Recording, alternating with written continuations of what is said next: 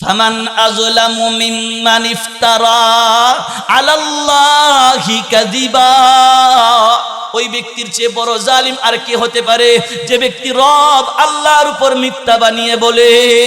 এই পাঁচজন যুবক তাদের ঈমান পেশ করলো এবং জনগণকে দাওয়াত দিল, ও জনগণেরা, ও এমপি মন্ত্রীরা, আমরাও এক খোদার ইবাদত করি, তোমরাও এক খোদার ইবাদত করো। বাদশা তো রাগে তেলে বেগুনে জ্বলে গেল, আরে বাপ রে বাপ, আমার দেশে বাস করে, আমার দেশের খাবার খায়, আমার দল করে না, মূর্তি পূজা করে না। জল্লাদকে ডাক দিলেন, জল্লাদ এদের গায়ের কাপড় খুলো। এরা ছিল এমপি মন্ত্রীর সন্তান, এদের হাতের মধ্যে ছিল স্বর্ণের বালা, এদের কানের মধ্যে ছিল স্বর্ণের ফুল। বাদশাহ বললেন এগুলো খুলো। সব খোলা হলো। খোলার পরে বাদশাহ বলছে তোমাদেরকে 3 দিনের টাইম দিলাম, 3 দিনের ভিতরে তোমরা যদি আমার দল না করো, মূর্তি পূজা না করো, তাহলে তোমাদের খবর আছে। কি আছে? তোমাদের খবর আছে। খবর আবার 2 প্রকার। 1 নাম্বার ইয়ারজুমুহুম, তোমাদেরকে পাথর মেরে হত্যা করা হবে। তোমরা যদি আমার দল না করো তাহলে তোমাদেরকে পাথর মেরে হত্যা করা হবে। 2 নাম্বার খবর আউ ইউঈদুহুম ফি মিল্লাতিহিম, অথবা তোমাদেরকে এই বাদশার মূর্তি পূজার দিকে ফিরিয়ে নিয়ে যাওয়া হবে। তোমাদেরকে বাধ্য করে মূর্তি পূজা করানো হবে, না হয় তোমাদেরকে পাথর মেরে হত্যা করা হবে। এই ঘোষণা দিয়ে বাদশাহ এদেরকে জেলখানার ভিতরে বন্দি করে রাখলো। এই 5 জন যুবক জেলখানার ভিতরে, রাতের বেলা এরা চিন্তা করতেছে কি করা যায়। একজন ডাক দিয়ে বলতেছেন, বন্ধুরা মরণ বরণ করবা নাকি সরকারি দল করবা, কি করবা? এই 5 জন যুবক বলতেছে প্রয়োজনে মৃত্যুবরণ করব, এরপরেও এক আল্লাহর থেকে আমরা কোনোদিন পিছপা হব না। আমাদের প্রভু এক আল্লাহ, আমরা এই এক আল্লাহর উপর বিশ্বাসী, আমরা কোনোদিন মূর্তি পূজা করব না। এই 5 জন যুবক যখন জেলখানায়, তখনকার যুগের জেলখানা এখনকার যুগের জেলখানার মতো এত বিল্ডিং, এত দারোয়ান ছিল না। তখনকার যুগের পুলিশগুলো এখনকার যুগের পুলিশের মতো এত খারাপ ছিল না। এখনকার যুগের পুলিশ যে পরিমাণ খারাপ, এখনকার যুগের পুলিশের 1 নাম্বার খারাপই হলো এদের চরিত্রহীন, ঠিক কিনা বেঠিক? 2 নাম্বার এরা হলো ঘুষখোর। এজন্যই মানুষে বলে মাছের রাজা ইলিশ আর ঘুষের রাজা পুলিশ, ঠিক কিনা বেঠিক? তখনকার যুগের পুলিশ এত খারাপ ছিল না। এখন পুলিশের যদি কোনো মেয়েকে বিবাহের প্রস্তাব দেয়, মেয়েরা পুলিশের কাছে বিবাহ বসতে চায় না, ঠিক কিনা বেঠিক? আগেকার যুগের পুলিশগুলো এত খারাপ ছিল না। আগেকার যুগের পুলিশগুলো ভালো ছিল, আগেকার যুগের আসামিগুলো ভালো ছিল। এখনকার যুগের আসামি পুলিশ মারিয়া দায়গা, ঠিক কিনা বেঠিক? আগেকার যুগের আসামিও ভালো ছিল। পুলিশে বন্দুক দিয়ে রেগ দিছে, সাবধান এই রেগের ভিতর থেকে বাহির হইবে না। আসামি রেগের ভিতর থেকে বাহির হইছে না, সর্বনাশ, পুলিশের রেগ। এত ভয় পাইছে এই 5 জন যুবক। এরা রাতের বেলায় জেলখানা থেকে পলায়ন করছে। পলায়ন করার পরে কিছু দূর যাওয়ার পরে আরেকজন যুবক কি পাইলো, সে বলতেছে নে আমার ভাইরা তোমরা কোথায় যাও? বলতেছে আমরা এই জালিম বাদশার দেশ থেকে অন্য দেশে চলে যাইতেছি। এই যুবক বলছে আমিও তোমাদের সাথে যাইতে চাই। কিছু দূর যাওয়ার পরে দেখি আরেকজন যুবক, তার সাথে একটা কুকুর। সে জিজ্ঞেস করে ভাই তোমরা কোথায় যাও? বলতেছেন আমরা এই জালিম বাদশার দেশ থেকে অন্য দেশে চলে যাইতেছি আমাদের ঈমান হেফাজত করার জন্য।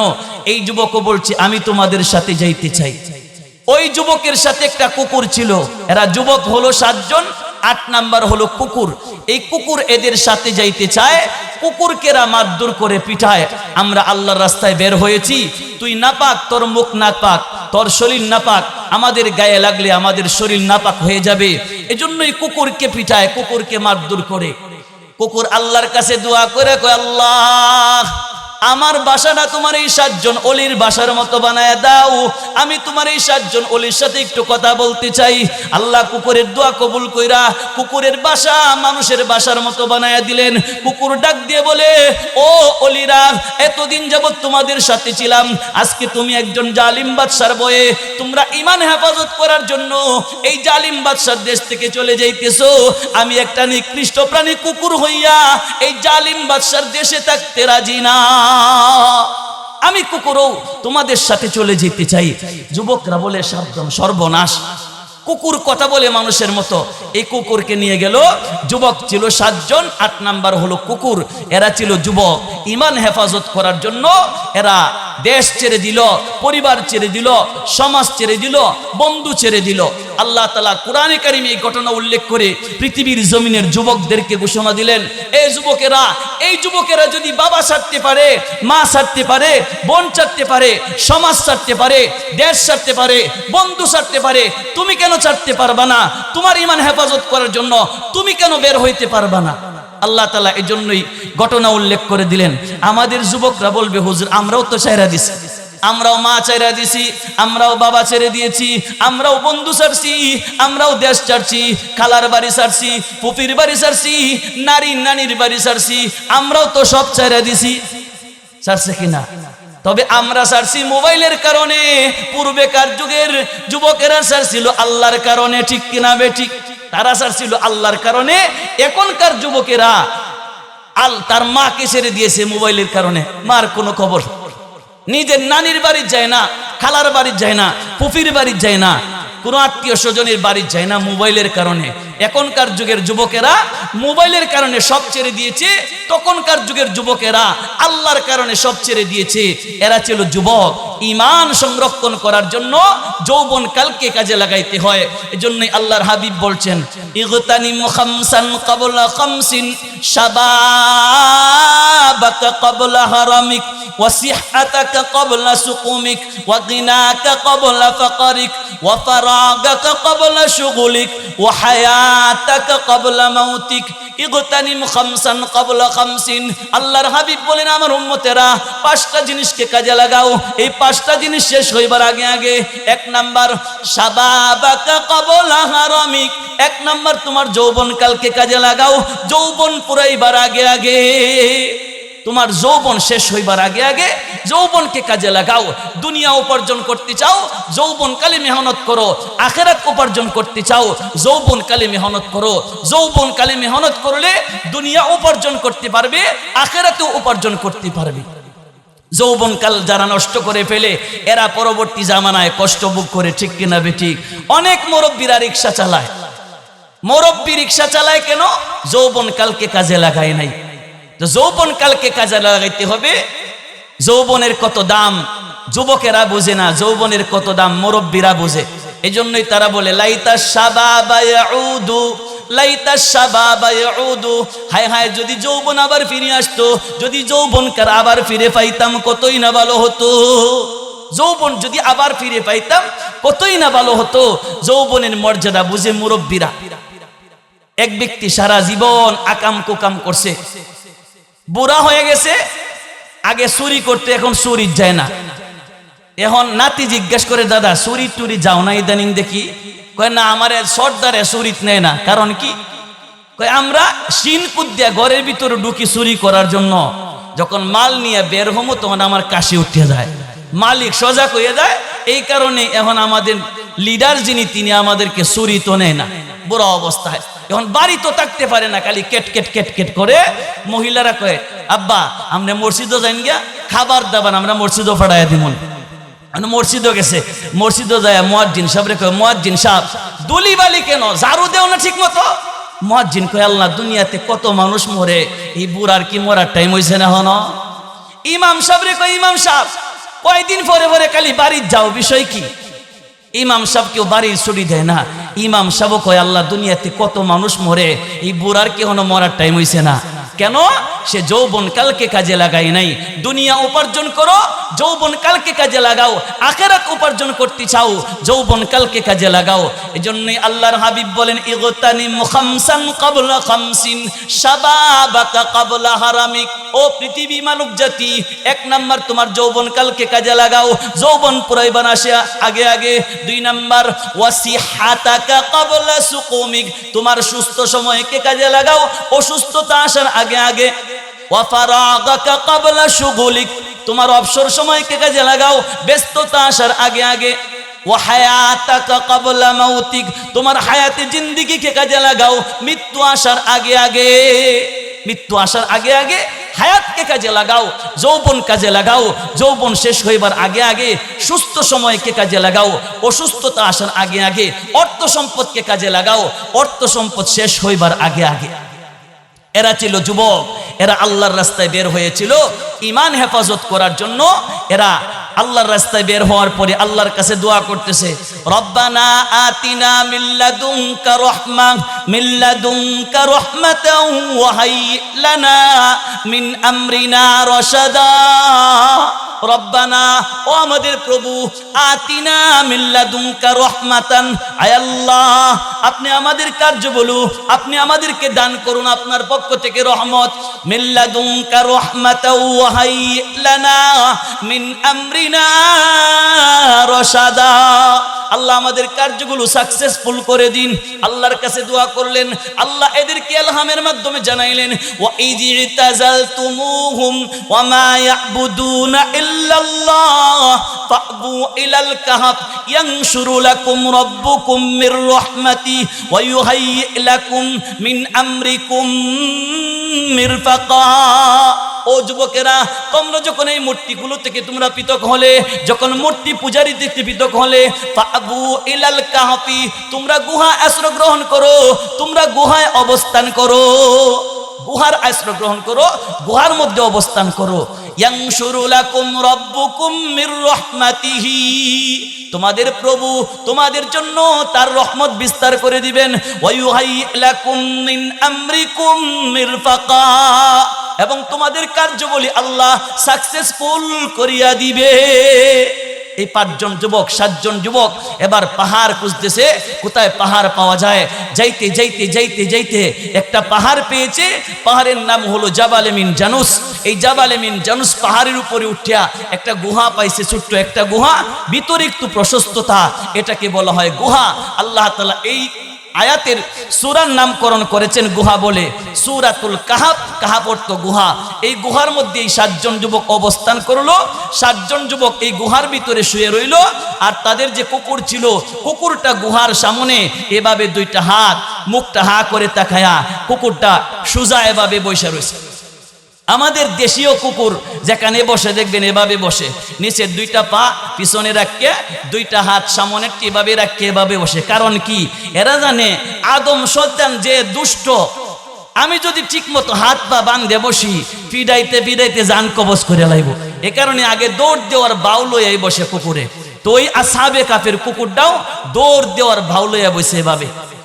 এই 7 জন যুবক যখন গুহার ভিতরে আশ্রয় গ্রহণ করলো, এরপরের দিন ঘুম থেকে জাগ্রত হওয়ার পর বাদশা দেখে এই 5 জন যুবক জেলখানায় নাই। সৈন্যবাহিনীদেরকে বললেন, এদেরকে তোমরা তালাশ করো। দেশবাসীকে বললেন যে এই 5 জন যুবককে ধরে দিতে পারবা, তোমাদেরকে পুরস্কার দেওয়া হবে। পুরস্কারের লোভে জনগণ এদেরকে তালাশ করতে শুরু করলো, এমপি মন্ত্রীরা তালাশ করতে শুরু করলো, সমস্ত সৈন্যবাহিনী তালাশ করতে শুরু করলো। তালাশ করতে করতে করতে করতে এরা এক পর্যায়ে এদেরকে পাইলো। এই গুহার আশ্রয় গ্রহণ করলো, গুহার পাশে যায় তারা পাইলো। গুহার পাশে যখন তাদেরকে পাইলো, কিন্তু তাদের কাছে যায় না। তখন তাদের কয়েকটা বিপদ। 1 নম্বরে যুবকদের বিপদ হলো খাবার দাবারের বিপদ। আর্মি, পুলিশ, বিডিআর সবাই অস্ত্র শস্ত্র সুসজ্জিত অবস্থায় দাঁড়ায় রয়েছে। মৌলবীরা গুহার ভিতরে কতদিন থাকবা? খাবারের জন্য তো গুহা থেকে বের হতে হবে। কিন্তু আল্লাহ যাকে লালন পালন করতে চান, খাবার ছাড়াও লালন পালন করতে পারে কিনা? পারে। ইব্রাহিম আলাইহিস সালাম 40 দিন আগুনের ভিতরে ছিলেন, কোন খোদায় খাওয়াইছে? খাবার ছাড়া বাঁচছে, আল্লাহ তাআলা খাবার ছাড়াই বাঁচাইছেন। ইউনূস আলাইহিস সালাম মাছের পেটে 40 দিন ছিলেন, তিনি খাবার ছাড়া বাঁচছে না।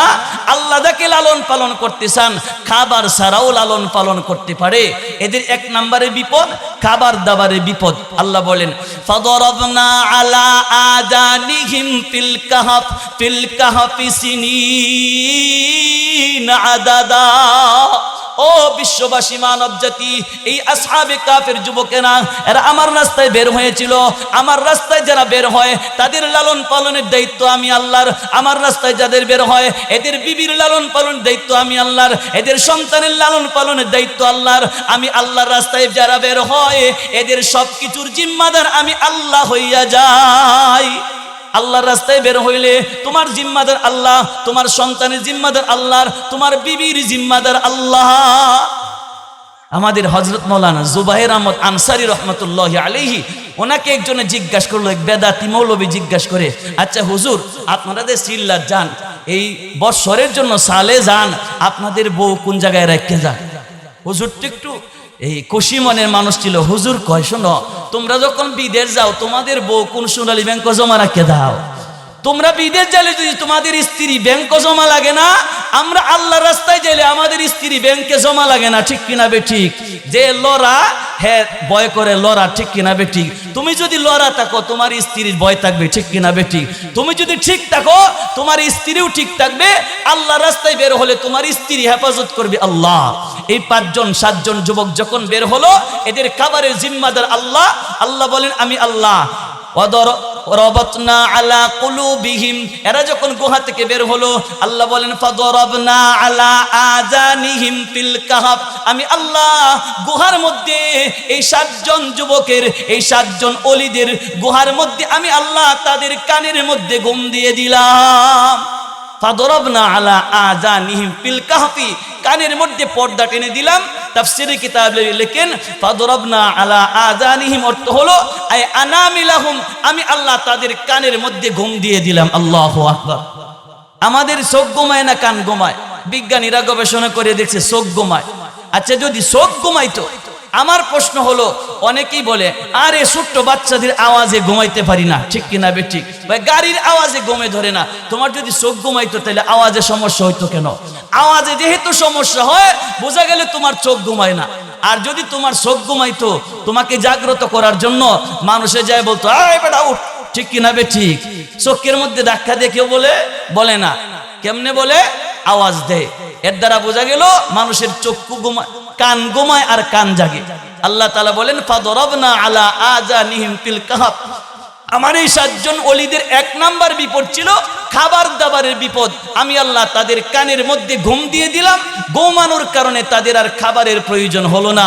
আমি আল্লাহ তাদের খাবারের চাহিদা পূরণ করে দিলাম। সুবহানাল্লাহ। অনেক যুবকেরা বলবে হুজুর আমরা তো ঘুমো ফরিয়াও খাই, ঠিক কিনা বে ঠিক? রাতের বেলায় স্বপ্ন ফরিয়া কত কিছু খাই, ঠিক কিনা বে ঠিক? এরপরে ঘুমের পরে সজাগ হওয়ার পরে আবার ক্ষুধা লাগে। আচ্ছা যদি ঘুমের মধ্যে স্বপ্নে ফরিয়া খাইতা, এটা যদি সঠিক খাবার হইতো, ঘুমের পরে কি ক্ষুধা লাগার কথা? ক্ষুধা লাগার কথা না। তাহলে বোঝা গেল তুমি যে ঘুমায় খাইছো এগুলো আসল খাবার না, ঠিক কিনা বে ঠিক? আল্লাহ বলেন আমি আল্লাহ তাদের 1 নাম্বার বিপদ থেকে উদ্ধার করলাম, তাদের কানের মধ্যে ঘুম দিয়ে দিলাম। তাদের 2 নাম্বার বিপদ ছিল সৈন্যবাহিনীর বিপদ। সৈন্যবাহিনীর আক্রমণ করবে, অস্ত্র এভাবে তাক লাগিয়ে রয়েছে। মৌলবীরা তোমাদেরকে কিন্তু খবর আসে আঘাত করব, কিন্তু আঘাত করে না কেন? আল্লাহ তাআলা এই 7 জন যুবকের হেফাজত করার জন্য একটা ক্ষেপণাস্ত্র ফিট করেছেন। এই ক্ষেপণাস্ত্রের নাম হলো কুকুর। ক্ষেপণাস্ত্রের নাম কি? কুকুর। এই কুকুর এই 7 জন ওলিদের সাথে থাকার কারণে আল্লাহ কুরআন শরীফে এই কুকুরের নাম উল্লেখ করেছেন। সুবহানাল্লাহ। ওলিদের সাথে থাকার কারণে কুকুরের নাম কোরআনে উল্লেখ করেছেন। তুমি যদি একজন ব্যক্তি আল্লাহর ওলিদের সাথে চলো, অবশ্যই তোমার নামও আল্লাহ আল্লাহর ওলিদের দপ্তর উঠায় দিবেন, ঠিক কিনা বে ঠিক? একজন ব্যক্তি কয় হুজুর মাইন শেষ লগে চললিয়া আমার জীবন নষ্ট করে লাইছে। এই বেটা কয় আচ্ছা তাইতে কয়েকদিন গরুর লগে চললে দেখ। মাইনসের লগে চললে যখন তোর জীবন নষ্ট হয়েছে, গরুর লগে কয়েকদিন চললে দেখ ভালো নিয়ে হওয়া যায়। কেমন ভালো হয়ে যাবে? তাহলে চলতে হবে ভালো মানুষের সাথে। তুমি ভালো মানুষের সাথে চলো, তুমি ভালো হইতে পারবা। তো এই কুকুর আসহাবে কাফের কুকুর, আল্লাহ তাআলা এই কুকুরের নাম কোরআন শরীফে উল্লেখ করে দিয়েছেন। আল্লাহ বলেন আমি আল্লাহ এই কুকুরকে তাদের জন্য ক্ষেপণাস্ত্র বানিয়ে দিলাম। আল্লাহ বলেন ওয়া কালবুহুম বাসিতুন যিরাআইহি বিল ওয়াসিদ লাবিত্তালাআতা আলাইহিম লাওয়াল্লাইতা মিনহুম ফিরারা ওয়া লামুলিতা মিনহুম রুবা। ওয়াকালবুহুম বাসিতুন, তাদের এই কুকুরটা এভাবে 2টা পা, কুকুরের পিছনের 2টা পা, সামনের 2টা হলো হাত, 2টা পা পিছনে বিছায়া সামনের 2টা হাত এভাবে রেখে এভাবে বসলো। ওয়াকালবুহুম বাসিতুন যিরাআইহি বিল ওয়াসিদ, গুহার সামনে এই কুকুরটা বসেছিল। ওয়াকালবুহুম বাসিতুন যিরাআইহি বিল ওয়াসিদ লাবিত্তালাআতা আলাইহিম লাওয়াল্লাইতা মিনহুম ফিরারা। ইয়া রাসূলুল্লাহ, ইয়া হাবিবাল্লাহ, আসহাবে কাফির কুকুরেরা কিভাবে কোন পজিশনে বসছিল আপনি যদি একটু উকি মেরে দেখতেন, লাওয়াল্লাইতা মিনহুম ফিরারা, আপনি উল্টো পিঠ দিয়ে দৌড় দিতেন, ওয়ালা মুলিতা মিনহুম রুবা, আর আপনি ভীত সন্তুষ্ট হইয়া যাইতে। আমাদের নবীর গায়ে 400 যুবকের শক্তি ছিল, আমাদের নবীর গায়ে 400 যুবকের সাহস ছিল।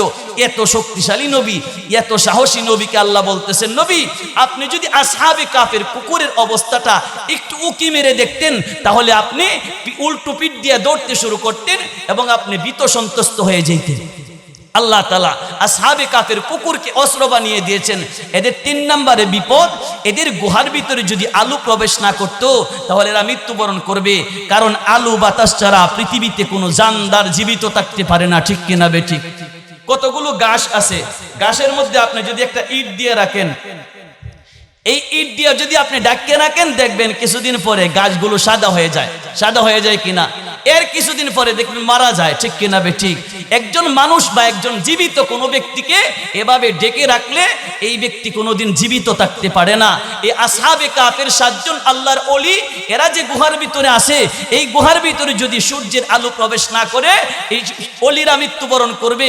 আল্লাহ তাআলা বলেন, ওয়াতারাশ শামসা ইদা তালাআত তাজা ওয়া রুআন কাহফিহিম জাতাল ইয়ামিন ওয়া ইদা গরাবাত তাকরিদুহুম জাতাশ শিমাল ওয়া হুম ফি ফাজওয়াতিম মিন। আল্লাহ বলেন, ওয়াতারাশ শামসা, ইয়া রাসূলুল্লাহ, ইয়া হাবিবাল্লাহ, সূর্য যখন উদিত হয় আপনাকে সূর্যকে দেখবেন। সূর্য উদিত হওয়ার সময় এই গুহা থেকে সূর্য বাম দিকে পাশ কেটে যায়, সূর্য যখন অস্ত যায় তখন সূর্যটা ডান দিকে পাশ কেটে যায়। ডান দিকে পাশ কাটিয়া সূর্যের আলো গুহার ভিতরে প্রবেশ করায়, বাম দিকে পাশ কাটিয়া সূর্যের আলো গুহার ভিতরে প্রবেশ করায়। কিন্তু এদের উপর দিয়ে সূর্য যায় না। কেন যায় না? এদের উপর দিয়ে যদি সূর্য যায়, সূর্যের আলোর কারণে এই 7 জন আল্লাহর ওলির কষ্ট হবে। আমি আল্লাহ, এরা আমার রাস্তায় বের হয়েছে, আমার ওলিদের বিন্দু পরিমাণ কষ্ট হয়, আমি আল্লাহ বরদাস্ত করতে পারি না। এজন্যই আমি আল্লাহ সূর্যকে পাশ কাটাইয়া গুহার ভিতরে আলো প্রবেশ করাই, যাতে করে আমার ওলিদের বিন্দু পরিমাণ কষ্ট হইতে পারে না। আমি আল্লাহ সূর্য হেলায়া দুলায়া গুহার ভিতরে আলো ঢুকায়া এই আমার ওলিদেরকে হেফাজত করি। আল্লাহ বলেন, যালিকা মিন আয়াতিল্লাহ, এটা হলো আমি আল্লাহর নিদর্শন, এটা হলো আমি আল্লাহর নিদর্শন। দুনিয়ার কোনো মানুষ সূর্যকে হেলাইতে পারবে না, দুনিয়ার কোনো মানুষ সূর্যকে ঘুরাইতে পারবে না। আমি আল্লাহ এই ওলিদের জন্য সূর্য ঘুরাইয়া, সূর্য হেলাইয়া, ওলিদের গুহার ভিতরে আলো প্রবেশ করাইয়া আমি আল্লাহ আমার নিদর্শন প্রকাশ করেছি। যালিকা মিন আয়াতিল্লাহ মান ইয়াহদিল্লাহু ফাহুয়াল মুহতাদ, আল্লাহ যাকে হেদায়েত দান করে সেই হেদায়েত পাইতে পারে। ওয়া মান ইউদলিল ফালান তাজিদা লাহু ওয়ালিয়াম মুরশিদা, আল্লাহ যাকে গোমরাহ করে সে হেদায়েত পাইতে পারে না, সে গোমরাহ হবে। ওয়ালিয়াম মুরশিদা, তার কোনো ওলি নাই, তার কোনো অভিভাবক নাই। আল্লাহ যাকে গোমরাহ করে তার কোনো পীর নাই তাকে বাঁচাইতে পারে, তার কোনো ওলি নাই তাকে বাঁচাইতে পারে। হেদায়েত আল্লাহ তাআলা দান করেন। মান ইয়াহদিল্লাহু ফাহুয়াল মুহতাদ, এই 7 জন যুবককে আল্লাহ হেদায়েত দান করেছিলেন, তাদের সমস্ত জাতিকে আল্লাহ গোমরাহ করেছিলেন। এই জাতিরা ঈমানদার হতে পারে নাই, এই 7 জন ওলিকে আল্লাহ হেদায়েত দান করেছেন। মান ইয়াহদিল্লাহু ফাহুয়াল মুহতাদ ওয়া মান ইউদলিল ফালান তাজিদা লাহু ওয়ালিয়াম মুরশিদা। আমি আল্লাহ যাকে গোমরাহ করি দুনিয়ার কোনো ওলি নাই তাকে বাঁচাইতে পারে, আমি আল্লাহ যাকে গোমরাহ করি দুনিয়ার কোনো অভিভাবক নাই তাকে রক্ষা করতে পারে। এই যুবকদের 4 নম্বরে বিপদ ছিল, যুবকেরা যদি গুহায় একটানা শুয়ে থাকে এদের শরীর মাটি খেয়ে ফেলার সম্ভাবনা আছে। তাই আল্লাহ বলেন, অনুকাল্লিবুহুম যাতাল ইয়ামিনি ওয়া যাতাশ শিমাল, আমি আল্লাহ এই ওলিদেরকে ডান দিক থেকে বামে, বাম দিকে ডানে, ডান থেকে বামে, বাম থেকে ডানে আমি আল্লাহ পার্শ্ব পরিবর্তন করাই। কেন? যেন এই মাটি তাদের দেহকে ফেলতে না পারে, এদের কাপড় যাতে কে ফেলতে না পারে। আমি আল্লাহ তাদের চেহারাকে এদিক থেকে ওদিক, ওদিক থেকে এদিক ঘুরাইয়া আমি আল্লাহ তাদের চেহারা, তাদের কাপড় হেফাজত করেছি, যাতে করে মাটি আমার ওলিদের কাপড়কে ফেলতে না পারে। আল্লাহ তাআলা তাদের এই 4টা বিপদ থেকে উদ্ধার করলেন। এর পরবর্তী জামানায় এই দেশের বাদশা হলো একজন আল্লাহর ওলি। সুবহানাল্লাহ। তার নাম হলো বাইদুসিস। সে একজন আল্লাহর ওলি। তার জাতিকে ওয়াজ করেন জাহান্নাম আছে, জান্নাত আছে, মৃত্যুর পরে তোমাদেরকে জীবিত করা হবে। তার উম্মতের মধ্যে 3 দলে বিভক্ত হলো। এক দল আখিরাত বিশ্বাস করে না, এগুলো বাজে কথা। এরা বলে হাইহাতা লিমা তুআদুন ইন হিয়া ইল্লা হায়াতুনাদ দুনিয়া নামুতু ওয়া নাহইয়া ওয়া মা নাহনু বিমাবউসিন। এই যে বলে মোল্লা মৌলবীরা মৃত্যুর পরে নাকি কবর আছে, মৃত্যুর পরে নাকি জাহান্নাম আছে, মৃত্যুর পরে নাকি আযাব হবে, এগুলো অনেক দূরের কথা। ইন হিয়া ইল্লা হায়াতুনাদ দুনিয়া, আমাদের পার্থিব জগতই হলো আসল জগৎ। নামুতু ওয়া নাহইয়া, আমরা জীবিত থাকি, আমরা মৃত্যুবরণ করি, এটাই হলো আমাদের আসল জীবন। নামুতু ওয়া নাহইয়া ওয়া মা নাহনু বিমাবউসিন, আমরা আর কোনোদিন পুনরুত্থিত হব না, আমাদেরকে আর কোনোদিন জীবিত করা হবে না। এই দুনিয়াই হলো আসল জীবন। একদল উম্মতেরা বলে, আরেক দল উম্মতেরা বলে আল্লাহ যদি আমাদেরকে জীবিত করে, আমাদের রূহ জীবিত করবে, দেহ জীবিত করতে পারবে না, আমাদের দেহ মাটিকে শেষ করে দিবে। আরেক দল বলে না, আল্লাহ আমাদের দেহ উদ্ধার করবেন, আমাদের রূহ উদ্ধার করবেন। এরা হলো ইমানদার, বাকি 2 দল হলো কাফের। এখন বাদশাহদেরকে ওয়াজ করেন জাহান্নামের ওয়াজ, জান্নাতের ওয়াজ, পরকালের ওয়াজ। উম্মতেরা ওয়াজ মানে না। একদিন এই বাদশা বাইদুসিস একটা সুন্দর কাপড় পরিধান করে ইবাদত বন্দিগি করার পরে আল্লাহর কাছে দোয়া করে বলতেছেন, আল্লাহ এমন একটা নিদর্শন আমার উম্মতদেরকে দেখায় দাও, যে নিদর্শন দেখার পরে আমার দেশের সমস্ত জনগণ ঈমান আনে, আমার দেশের সমস্ত জনগণ আখিরাত বিশ্বাস করে, আমার দেশের সমস্ত জনগণ ঈমান নিয়ে আসে, জাহান্নাম বিশ্বাস করে, জান্নাত বিশ্বাস করে। এমন একটা নিদর্শন তুমি দেখাইয়া দাও। আল্লাহর কাছে দোয়া করেছে।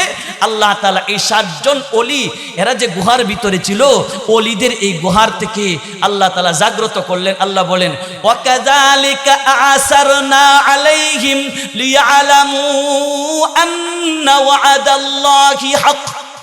আমি আল্লাহ তাদেরকে এজন্যই জাগ্রত করলাম, উঠাইলাম, লিয়ালামু আন্না ওয়াদাল্লাহি হক। আমি আল্লাহ যাতে তাদেরকে জানাইতে পারি, তখনকার যুগের মানুষ যাতে জানে আন্না ওয়াদাল্লাহি হক, আমি আল্লাহর ওয়াদা সত্য। ওয়া আন্নাস সাআতা আতিয়াতুল লা রাইবা ফিহা, কিয়ামত একদিন আসবে, এর মধ্যে কোনো সন্দেহ নাই। এই কথা জানানোর জন্য আমি আল্লাহ আমার এই 7 জন যুবকের ঘটনা প্রকাশ করে দিলাম। এই 7 জন ওলির ঘটনা প্রকাশ করলাম, যাতে করে তখনকার যুগের মানুষে জানতে পারে, আখিরাত বিশ্বাস করে, মিজান বিশ্বাস করে, ফুলসিরাত বিশ্বাস করে। লিয়ালামু আন্না ওয়াদাল্লাহি হাক্কু ওয়া আন্নাস সাআতা আতিয়াতুল লা রাইবা ফিহা।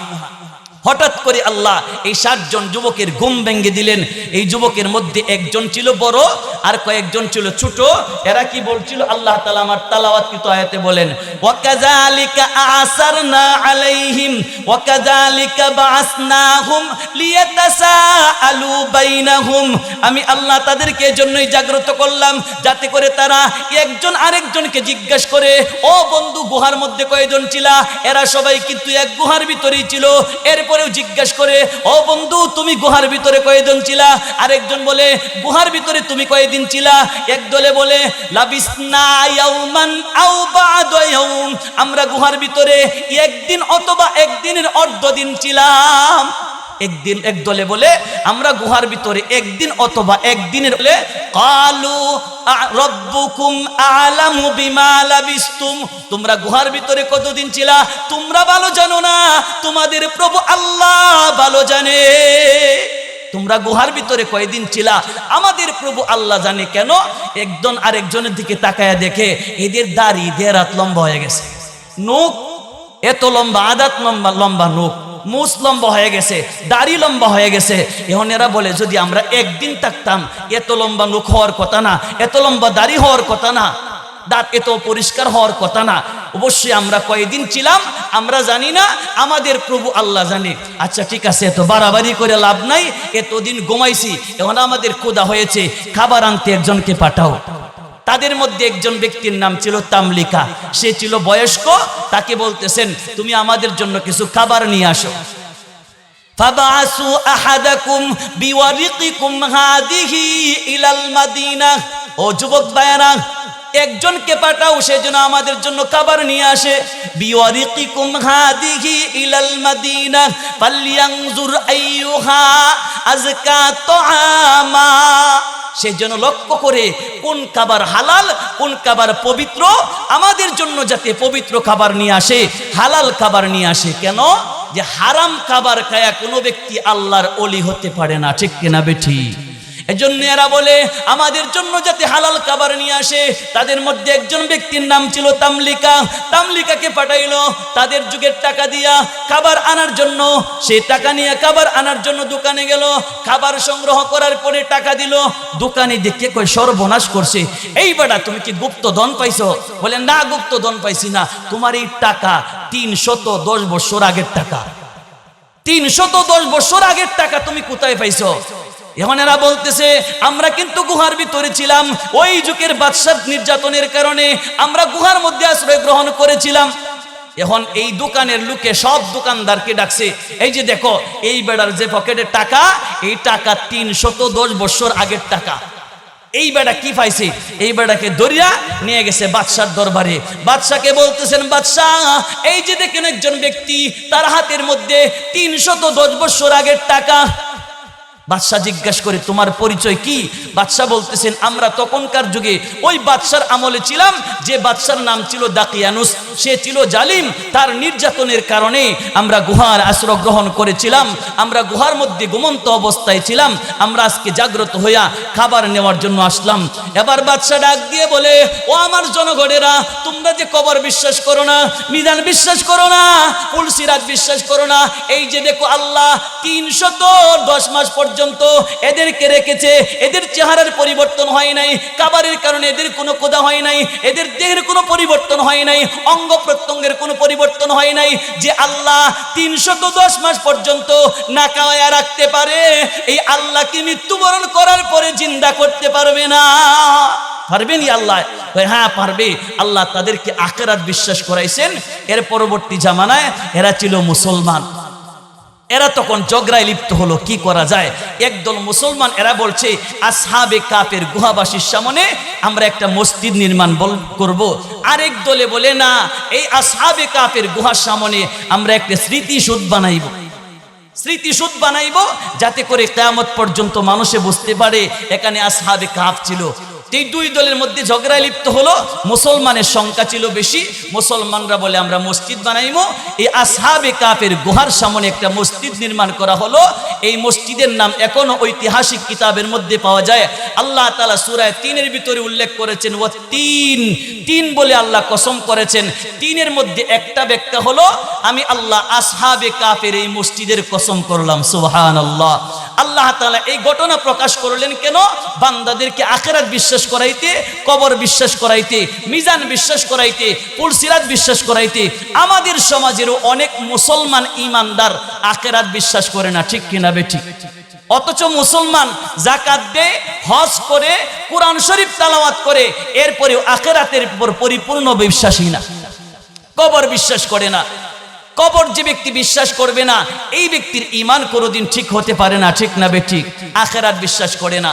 সুতরাং কবর আমাদের সামনে আছে, আমাদের সামনে মিজান পুলসিরাত আছে, আমাদের সামনে আখিরাত আছে। আজকের এই মাহফিল মৃত ব্যক্তিদের রূহের মাগফিরাত কামনায় তারা আজকে মৃত অবস্থায় শায়িত আছে। হাদিস শরীফে রাসূল সাল্লাল্লাহু আলাইহি ওয়াসাল্লাম বলছেন, মাল মাইতু ফিল কবরি ইল্লা কাল গরিকিল মুতাআব্বিসি। মৃত ব্যক্তিরা কবরে এমন অবস্থায় আছে যেন একজন ব্যক্তি সাগরে ভাসমান অবস্থায় রয়েছে। সাগরে ভ্রমণ করতে গেল জাহাজ নিয়া, হঠাৎ করে জাহাজ অ্যাক্সিডেন্টে ভেঙ্গে চুরমার হয়ে গেল, এই ব্যক্তি জীবিত বেঁচে গেল। এই ব্যক্তি যেভাবে তার মাথাটা শুধু বেশি আছে, এই ব্যক্তি যেভাবে মানুষের দিকে তাকিয়ে আছে, তার জান বাঁচানোর জন্য আল্লাহ তাআলা নবীর মাধ্যমে জানাইলেন, মৃত ব্যক্তিরা সবাই এভাবে এই তোমাদের কাছে সাহায্য প্রার্থী অবস্থায় আছে। ইয়ান্তাজিরু দাওয়াতান তালহাকুহু মিন আবিন আও উম্মিন আও আখিন আও সাদীকিন। প্রত্যেকটা মৃত ব্যক্তি অপেক্ষায় রয়েছে, দাওয়াতান দোয়ার অপেক্ষায় রয়েছে। আমার ছেলে আমার জন্য দোয়া করবে, আমার মেয়ে আমার জন্য দোয়া করবে, আমার বাবা আমার জন্য দোয়া করবে, আমার বোন আমার জন্য দোয়া করবে। আও সাদীকিন, আমার বন্ধু আমার জন্য দোয়া করিবে। তাহলে মৃত ব্যক্তিরা 24 ঘন্টায় আমাদের দোয়ার অপেক্ষায় রয়েছে। আল্লাহর হাবিব বলেন, কোন জীবিত ব্যক্তি যখন মৃত ব্যক্তির জন্য দোয়া করে, আল্লাহ রাব্বুল আলামিন এই দোয়াটা পাহাড়ের মতো বড় কইরা মৃত ব্যক্তির কবরে পৌঁছাইয়া দেয়। সুবহানাল্লাহ। তখন মৃত ব্যক্তি কত খুশি হয়। আল্লাহর হাবিব বলেন, গোটা পৃথিবীর মালিক যদি একজন ব্যক্তিকে বানিয়ে দেওয়া হয়, এই ব্যক্তি যে পরিমাণ খুশি হবে, একজন মৃত ব্যক্তির জন্য জীবিত ব্যক্তি যদি দোয়া করে, এই মৃত ব্যক্তিটা এই পরিমাণ খুশি হয়। সুবহানাল্লাহ। এরপরে নবীজি বলছেন, ওয়া ইন্না হাদিয়াতাল আহইয়া ইলাল আমওয়াতি আল ইস্তিগফারু লাহুম। জীবিত ব্যক্তির পক্ষ থেকে মৃত ব্যক্তিদের জন্য হাদিয়া হলো মৃত ব্যক্তির গুনার জন্য বেশি বেশি ইস্তেগফার করা, বেশি বেশি তওবা করা। মায়ের গুনার জন্য জীবিত সন্তান ইস্তিগফার করবে, স্ত্রীর গুনার জন্য জীবিত স্বামী ইস্তিগফার করবে, আল্লাহ আমার বিবির পক্ষ থেকে আমি ইস্তিগফার করতেছি, আমার বিবিকে মাফ করে দাও। আমার ছেলের পক্ষ থেকে আমি ইস্তিগফার করতেছি, আমার ছেলেকে মাফ করে দাও। তাহলে আজকের এই মাহফিলটা মূলত মৃত ব্যক্তিদের মাগফিরাত কামনায়। প্রত্যেকটা মৃত ব্যক্তি কবরে অসহায় অবস্থায় রয়েছে, তাদের জন্য একটু দোয়া করা, মাগফিরাত কামনা করা, এটা আমাদের দায়িত্ব, এটা আমাদের করণীয়। এই যুবকেরা আমাদের করণীয় দায়িত্বগুলো পালন করেছেন, আমাদের মৃত ব্যক্তির জন্য দোয়ার ব্যবস্থা করেছেন। মোহতারাম হাজিরিন, আমি যে আলোচনাটা আপনাদেরকে শোনাইলাম, এই আলোচনার উদ্দেশ্য হলো এই সমস্ত যুবকেরা যদি স্ত্রী, পরিবার, পরিজন, দেশ সব ছাড়তে পারে আল্লাহ তাআলাকে সন্তুষ্ট করার জন্য। এই বর্তমান যুগের যুবকেরা তোমরা কেন ছাড়তে পারবা না? তারা তো মা ছেড়ে দিয়েছে আল্লাহ পাওয়ার জন্য, বাবা ছেড়ে দিয়েছে আল্লাহ পাওয়ার জন্য, দেশ ছেড়ে দিয়েছে আল্লাহ পাওয়ার জন্য, সমাজ ছেড়ে দিয়েছে আল্লাহ পাওয়ার জন্য, এমনকি নিজের জীবনের মহব্বত পর্যন্ত ছেড়ে দিয়েছে আল্লাহ পাওয়ার জন্য। এরা যদি পারে তুমি কেন পারবা না? এজন্যই আল্লাহর হাবিব রাসূল সাল্লাল্লাহু আলাইহি ওয়াসাল্লাম হাদিসে পাকে ইরশাদ করেছেন, সাবাতুন ইউজিল্লুহুমুল্লাহু ফি জিল্লিহি ইয়াউমা লা জিল্লা ইল্লা জিল্লুহু। হাসরে বার যখন কায়েম হয়ে যাবে, আল্লাহ তাআলা মানুষের অর্ধ হাত উপরে সূর্য ফিট করে দিবেন। সূর্যের হিটের কারণে মানুষের মাথার মগজ গলে গলে জ্বলতে থাকবে আর পুড়তে থাকবে। তখন আল্লাহ রাব্বুল আলামিন 7 প্রকার মানুষকে আল্লাহর আরশের নিচে জায়গা করে দিবেন। সুবহানাল্লাহ। তাদের কোনো কষ্ট হবে না। এদের মধ্যে একটা হলো ওই যুবক, শাবু নাশাআ ফি ইবাদাতিল্লাহ, যে ব্যক্তি, ওই যুবক, যে যুবক আস্তে আস্তে করে বড় হয়েছে, ইবাদত করতে করতে বড় হয়েছে, ইবাদত করতে করতে বড় হওয়ার কারণে আল্লাহ তাদের প্রতি রাজি।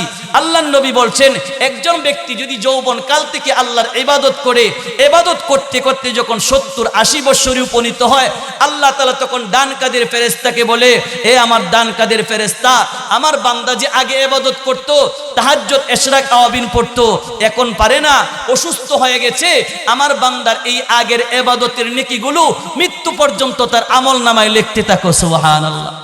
বাম কাদের ফেরেশতাকে আল্লাহ বলে, ও বাম কাদের ফেরেশতা, আমার বান্দা যদি ভুল করে গুনাহ করে, আমার বান্দার আমলনামায় গুনাহ লিখবা না, আমি আল্লাহ আমার বান্দার গুনাহগুলো মাফ করে দিয়েছি।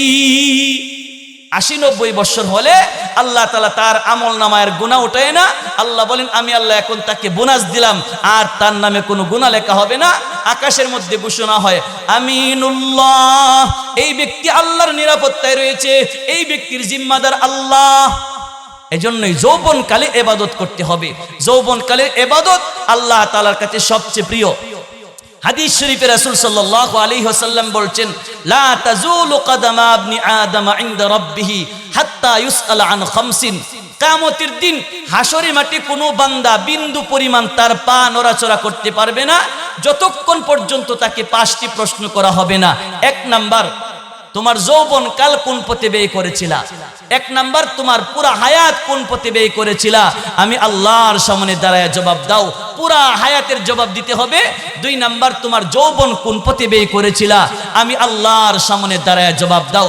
প্রত্যেকটা সেকেন্ডের হিসাব আল্লাহকে বুঝাইতে হবে। 1 নম্বরে জীবনের হিসাব, 2 নম্বরে যৌবনের হিসাব। আচ্ছা, জীবনের ভিতরে যৌবন আছে না? যৌবন আছে, তাহলে যৌবনের আলাদা হিসাব কেন? যৌবনের আলাদা হিসাব এজন্যই, একজন ব্যক্তি যদি চায় আমি বিশ্ববিখ্যাত ডাকাত হব, যৌবনকালে মেহনত করে ডাকাত হতে হয়। একজন ব্যক্তি যদি চায় আমি বিশ্ববিখ্যাত আল্লাহর ওলি হব, যৌবনকালে মেহনত করে আল্লাহর ওলি হতে হয়। বান্দার জীবন একটা কিতাব, এই কিতাবের মধ্যে গুরুত্বপূর্ণ সাবজেক্ট হলো বান্দার যৌবনকাল। বান্দার পরীক্ষার মধ্যে যেখানে গুরুত্বপূর্ণ বিষয় আছে, এখান থেকে পরীক্ষার প্রশ্ন আসে। ও বান্দা, তোমাকে 1 নাম্বার প্রশ্ন করা হবে, পুরা জীবনের হিসাব তোমার মালিককে বুঝাও। 2 নাম্বার তোমার যৌবনের হিসাব বুঝাও। 3 নাম্বার সম্পদ কিভাবে উপার্জন করেছিলা, তোমার মালিককে বুঝাও। 4 নাম্বার সম্পদ কিভাবে ব্যয় করেছিলা, তোমার মালিককে বুঝাও। 5 নাম্বার তুমি দিন সম্পর্কে কি পরিমাণ জানছো, এর কতটুকুর উপর আমল করেছো, তোমার মালিককে বুঝাইয়া এরপরে তুমি আজকে হাসরে মাটি নড়াচড়া করতে পারবা। এর আগে বিন্দু পরিমাণ পা নড়াচড়া করার সুযোগ নাই। তুমি অলি হও, গাউস হও, কুতুব হও, পীর হও, শহীদ হও, এই 5টি প্রশ্নের উত্তর দেওয়ার আগ পর্যন্ত কোনো ব্যক্তি তার পা বিন্দু পরিমাণ নড়াচড়া করতে পারবে না। আমাদেরকে প্রশ্নের উত্তর দেওয়া লাগবে কিনা? অবশ্যই লাগবে। তাহলে আমাদের জীবনের হিসাব যদি দিতে হয়, আমাদের জীবনের হিসাব দুনিয়াতে মিলাইতে হবে। এজন্য আল্লাহর নবী বলছেন, হাসিবু ক্বাবলা আন তুহাসাবু। এ বান্দা, তুমি নিজেকে নিজে হিসাব করে মিলাও। তোমার নিজের হিসাব নিজে মিলাও, তোমাকে হিসাব মিলানোর আগে। তুমি আজকে মৃত্যুবরণ করলে পুরা জীবনের হিসাব মিলাইতে হবে। সুতরাং ফেরেশতারা তোমার হিসাব মিলানোর আগে নিজের হিসাব নিজে মিলায়া দেখো। মুতু ক্বাবলা আন তামুতু। তুমি মৃত্যুবরণ করো তোমাকে মৃত্যু দেওয়ার আগে। তুমি একদিন মৃত্যুবরণ করবা, মৃত্যুবরণ করার পরে কি হবে তুমি এটা কল্পনা করো। আজকে যদি আজরাইল এসে যায়, আমার মৃত্যু হয়ে যাবে, আমার বিবি সাহেব আমার পাশে বসে কান্না করবে, আমার ছেলে কান্না করবে, আমার মা কান্না করবে, আমার ভাই কান্না করবে, আমার আত্মীয় স্বজন কান্না করবে। কেউ বাঁশ কাটতে যাবে, কেউ কবর খনন করতে যাবে, কেউ মাইকিং করতে যাবে, কেউ খাট আনতে যাবে, কেউ পানি গরম করবে। তুমি এগুলো কল্পনা করে দেখো। হাসিবু ক্বাবলা আন তুহাসাবু মুতু ক্বাবলা আন তামুতু। তোমাকে মৃত্যু দেওয়ার আগে তুমি নিজে নিজে একটু মৃত্যুর কল্পনা করে দেখো। একদিন কল্পনা করে দেখো, আমি যদি আজকে মৃত্যুবরণ করি, আজকে রাতে মৃত্যু হলে কালকে 10টার আগে আমার জানাজা কাফন শেষ হবে। সকালবেলায় যদি আমি মৃত্যুবরণ করি, সন্ধ্যার আগে আমার কাফন দাফন শেষ হয়ে যাবে। তাহলে এত সম্পদ, এত কিছু দিয়ে আমি কি করব? কেন এগুলো করলাম? এগুলোর হিসাব মিলাও। আল্লাহ রাসূল বলছেন, হাসিবু ক্বাবলা আন তুহাসাবু। তোমাকে হিসাব নেওয়ার আগে নিজের হিসাব তুমি নিজে কইরা দেখো, তুমি কি ক্ষতিগ্রস্ত নাকি তুমি সফলকাম। তোমাকে মৃত্যু দেওয়ার আগে নিজে মৃত্যুবরণ করে দেখো, মৃত্যুর পরে তুমি কি আখিরাতের জীবনে শান্তিতে থাকবা নাকি অশান্তিতে থাকবা। এজন্য এক সাহাবী বলছেন, রাসূল সাল্লাল্লাহু আলাইহি ওয়াসাল্লামের রেফারেন্স দিয়ে তিনি বলছেন, কোন কোন ফিদ দুনিয়া কাআন্নাকা গরীবুন। তুমি দুনিয়ার মধ্যে একজন মুসাফির ব্যক্তির মতো থাকো। মুসাফির ব্যক্তি কোনো জায়গায় সফরে যাইলে তার বেশির থেকে বেশি একটা বালিশ, একটা খাতা আর একটা প্লেট, একটা জগ থাকে, এর চেয়ে বেশি কিছু থাকে না। কারণ সে মুসাফির কিছুক্ষণ অবস্থান করবে, আবার অন্য জায়গায় চলে যাবে। আল্লাহর নবী বলছেন, হে আমার উম্মতেরা, তোমরা তো দুনিয়ার জগতের মুসাফির, অল্প কয়েক মিনিট দুনিয়াতে থাকবে, তুমি মুসাফিরি জীবন যাপন করবা। এত বড় বিল্ডিং, এত কিছু তো করার তোমার কথা না। তোমার তো আখিরাত সাজানোর কথা, তোমার তো দুনিয়া সাজানোর কথা না। তোমার যদি মাত্র এই 60-80 বছরের জন্য এত কিছু লাগে, এত টাকা, এত অর্থ সম্পদ লাগে, তোমার 40,000 বছরের কবর, ফুলসিরাতের ফুল উপরে উঠতে লাগে 30,000, মাঝখানে 30,000, নামতে 30,000, এত লম্বা একটা বিশাল বড় ভবিষ্যৎ, এর কোনো ফিকির নাই, এর কোনো চিন্তা নাই। তোমার 60-70 বছরের এত ফিকির কেন? তাহলে বোঝা গেল কি আমরা আখিরাতের ব্যাপারে পরিপূর্ণ ঈমানদার না। রাসূল হাদিসে যা বলেছেন এগুলোর উপর পরিপূর্ণভাবে আমরা ঈমান আনি নাই। যদি ঈমান আনতাম তাহলে চিন্তা ফিকির করতাম, আমার 60 বছরের ঘর যদি এত সুসজ্জিত হয়, আমার 40,000 বছরের কবর কি পরিমাণ সাজাইতে হবে। আমার 60 বছরের দুনিয়ার বাড়ি যদি এত সুন্দর হয়, আমার আখিরাতের বাড়িটা কত সুন্দর করার দরকার। আখিরাতে কিন্তু কিচ্ছু নাই, আপনি দুনিয়া থেকে সাজাইবেন আখিরাত। জান্নাত দুনিয়াতে সাজাইতে হবে আপনাকে। দুনিয়াতে আল্লাহ পাঠাইছেন আখিরাত সাজানোর জন্য, দুনিয়া থেকে নিয়ে যাইবেন। দুনিয়াতে আল্লাহ বিদেশের মতো পাঠাইছেন। এক ব্যক্তি বাড়ি ঘর সব বিক্রি করে বিদেশ গেছে, উদ্দেশ্য হলো যে বিদেশ অনেক টাকা পাওয়া যায়, বিদেশে যখন আমি থাকবো কোটি কোটি টাকা নিয়ে আইসা আবার একটা বিশাল বড় বাড়ি করব, নারী গাড়ি বাড়ি হবে, আমার কোনো সমস্যা হবে না। আরেক ব্যক্তি সব কিছু বিক্রি করে যায় বিদেশ যায়, তার যা নিয়ে গেছিল সব শেষ করছে, খালি হাতে ফেরত আসে। আচ্ছা, এই ব্যক্তি কি সফল কাম? এই ব্যক্তি বিফল। এই ব্যক্তি যেভাবে ব্যর্থ, আমরা যারা দুনিয়াতে আসছি আখিরাত নিয়ে যাওয়ার জন্য, আল্লাহ বলেন তুমি যে আখিরাত সাজাইতেছো না, তুমিও কিন্তু এই ব্যক্তির মতো ব্যর্থ, তোমার জীবনও অকৃতকার্য। সুতরাং আমাদেরকে আখিরাত সাজাইতে হবে। আল্লাহ তাআলা কুরআনুল কারীমে এই 7 জন যুবকের ঘটনা উল্লেখ করে এটাই বুঝাইছেন, এই যুবকেরা পৃথিবীর কোনো মায়া করে নাই, বাবার মায়া ছেড়ে দিয়েছে, মার মায়া ছেড়ে দিয়েছে, সব ছেড়ে দিয়েছে। উদ্দেশ্য হলো আমি যদি আল্লাহকে পাইতে পারি তাহলে আমি সফল। আল্লাহ তাআলা আমাদের সবাইকে বোঝার আমল করার তৌফিক দান করেন, আমিন। ওয়া আখিরু দাওয়ানা আনিল হামদুলিল্লাহি রাব্বিল আলামিন ওয়াসসালাতু ওয়াসসালামু আলাইকা সাইয়্যিদুল মুরসালিন। আসসালামু আলাইকুম ওয়া রাহমাতুল্লাহি ওয়া বারাকাতুহু।